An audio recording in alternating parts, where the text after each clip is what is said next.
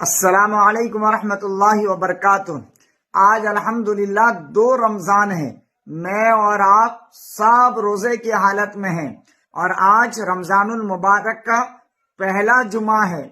اور اللہ کے نبی نے فرمایا کہ جمعہ کے دن دعا قبول ہوتی ہے، اور بعض علماء نے لکھا ہے کہ 2 خطبے کے درمیان جب امام بیٹھتا ہے تو اس وقت جو دعائیں مانگی جاتی ہے وہ دعا ضرور قبول ہوتی ہے۔ آئیے ایک بہت پیاری سی دعا میں آپ کو بتاتا ہوں، آپ ضرور اس دعا کو مانگنا، انشاءاللہ آپ کا تمام مسائل حل ہو جائے گا۔ آپ اللہ تعالیٰ سے یہ دعا مانگیں جب امام ایک خطبہ دے کر بیٹھے، 1 منٹ کے لیے بیٹھتے ہیں، اس وقت یہ دعائیں مانگے کہ یا اللہ تیرے رحمت اور تیرے خزانے میں کوئی چیز کی کمی نہیں ہے مولا، پر میرے جھولی میں کمی ہے، یا اللہ تو اپنے خزانے سے مجھے اتنا دے اتنا دے اتنا دے کہ میں بہت خوش ہو جاؤں، اور پھر میں تیرے راہ میں اتنا دوں کہ غریب، بیوہ، یتیم، مجبور، مزدور ہر بے کس کو اتنا دوں مولا کہ تو بھی خوش ہو جائے۔